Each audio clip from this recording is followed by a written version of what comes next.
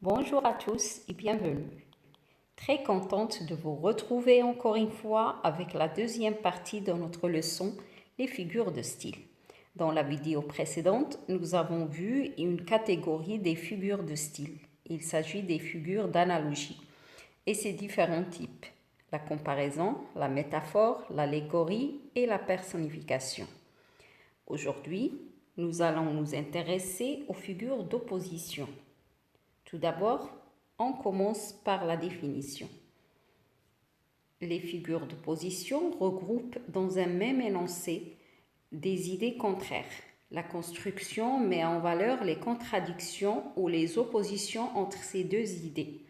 Autrement dit, ces figures mettent en valeur des contrastes ou des oppositions entre des éléments. Elles sont fondées sur l'opposition. Elle utilise deux mots opposés pour mettre en valeur un contraste. Maintenant, quels sont les types des figures d'opposition? Parmi ces types, on trouve l'antithèse, l'antiphrase, l'oxymore et le chiasme. Tout d'abord, on commence par la définition de l'antithèse. L'antithèse est une figure par laquelle on oppose très fortement deux termes ou deux ensembles de termes contraires. Elle se fonde sur une opposition d'idées. Tout simplement, ce sont deux termes de sens contraires à l'intérieur du même énoncé. On commence par le premier exemple, tiré de l'œuvre Le dernier jour d'un condamné. On entendait ouvrir et fermer les lourdes portes. Regardez bien les deux termes, ouvrir et fermer, sont des termes qui s'opposent, ça veut dire de sens opposés. Et ils sont séparés par une conjonction de coordination.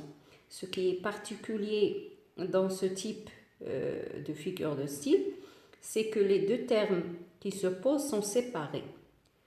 Et ils appartiennent à deux propositions différentes. Ça veut dire ouvrir appartient à la première proposition, première partie de la phrase, et fermer appartient à la deuxième proposition. À la deuxième partie, ça veut dire que ces deux mots sont séparés.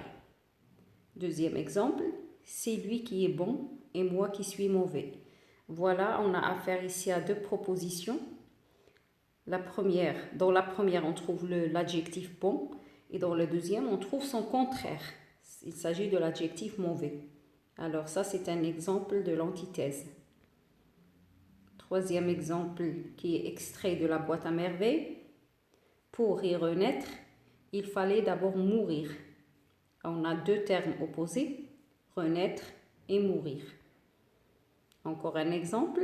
Ceci, on rit, cela, on pleure. On a affaire ici à deux propositions. Les deux termes qui s'opposent sont séparés par cela, ça veut dire qu'ils sont séparés par des mots. Alors il s'agit encore une fois de l'antithèse. Dernier exemple. Ma mère m'aspergea alternativement d'eau bouillante et d'eau glacée. L'eau bouillante et l'eau glacée, ce sont deux termes opposés et ils sont séparés dans cette phrase. On passe maintenant au deuxième type de figure de style, les figures d'opposition, l'antiphrase. L'antiphrase exprime une idée par son contraire dans une intention ironique. On dit le contraire de ce qu'on pense. Ça veut dire que l'antiphrase donne une idée pour se moquer. Ça veut dire on dit le contraire de ce que l'on pense pour se moquer. Par exemple, quelqu'un qui n'a pas bien travaillé, il a eu une mauvaise note, on lui dit bravo, tu as bien travaillé. Mais on pense réellement le contraire. On lui dit ça juste pour se moquer. C'est ça l'antiphrase. On donne un exemple. Toujours du dernier jour d'un condamné. Ils m'ont bien gardé et puis ils ont été polis à l'arrivée et au départ. Ne dois-je pas être content? Voilà, ici c'est de l'ironie. Ici l'écrivain ou bien le personnage est en train de se moquer. On sait qu'il est dans une situation misérable, il est dans un état de détresse et pourtant il est en train de bien parler de ses gardiens ou bien des gens qui le gardent, et aussi il dit dans une telle situation ne dois-je pas être content? Alors c'est pas la vérité, c'est pas la réalité, mais il dit ça juste pour se moquer. Alors c'est ça l'antiphrase. Encore un exemple de la boîte à merveilles. Elles nous conseillèrent de monter sur la terrasse, charmer les oreilles des voisins. Il s'agit de ces personnages qui jouent de la musique. On sait qu'ils ne jouent pas bien, on sait que leur musique n'est pas bonne, mais quand même on leur demande de monter sur la terrasse pour charmer les oreilles des voisins. C'est juste pour se moquer. Et encore un exemple de l'œuvre Antigone. Ah, c'est du joli, c'est du propre. Juste pour utiliser, on utilise les termes jolis et propres pour se moquer, parce que c'est pas ça la réalité. On pense le contraire. On pense que c'est pas joli, on pense que c'est pas propre, mais on dit ça juste parce que c'est une expression ironique, c'est de l'ironie, on se moque. Voilà, on passe à l'oxymore. L'oxymore, c'est une figure de style comme l'antithèse, sauf que les deux termes opposés sont côte à côte. Ça veut dire qu'ils ne sont pas séparés. Alors, l'oxymore rapproche dans une même phrase deux idées opposées. On prend le premier exemple.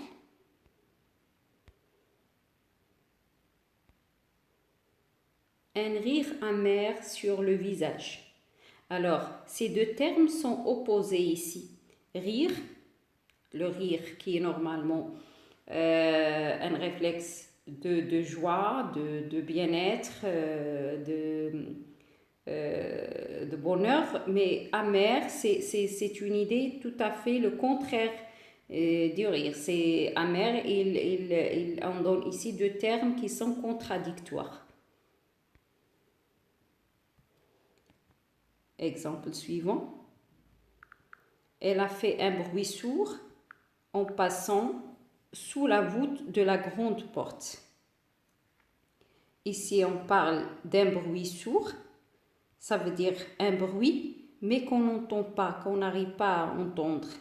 Ça veut dire que l'écrivain n'entend pas tout ce bruit-là parce qu'il est tellement préoccupé par ses pensées.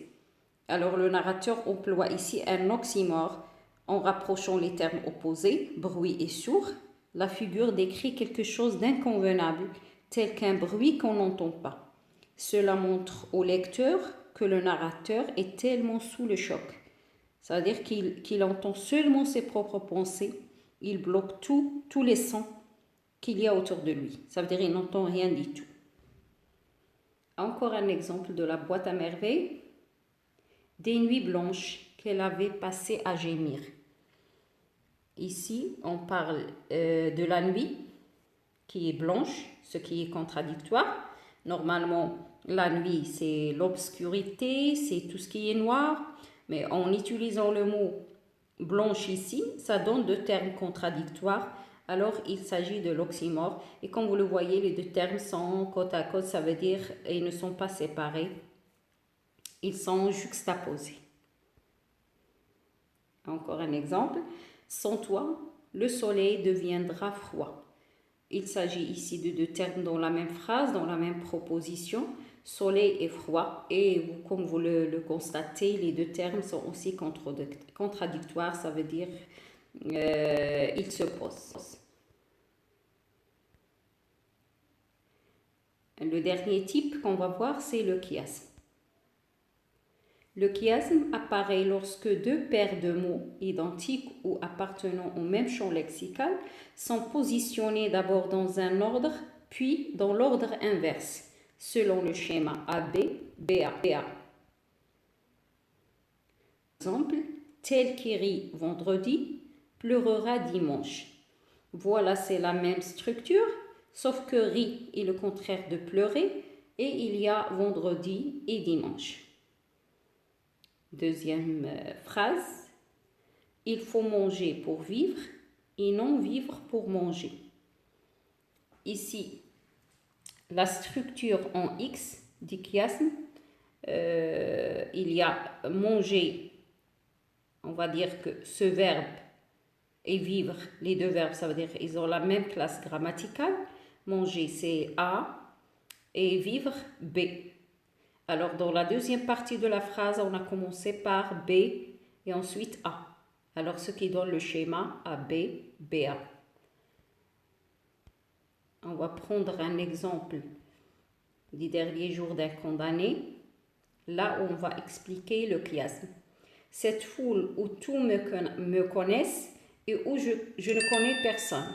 Alors, la structure en X du chiasme est formée par les termes opposés.